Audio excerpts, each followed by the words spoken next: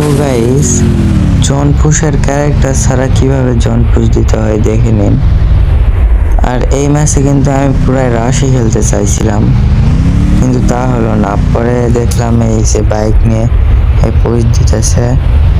পরে আমি এদিক ওদিক ঘুরে টোকেন মোকেন নিকলেন কালেক্ট করে মাত্র 16টা সুপার মেডি পাইছি। এই 16টা সুপার মেডি দিয়ে কি জন পুশ দেওয়া সম্ভব?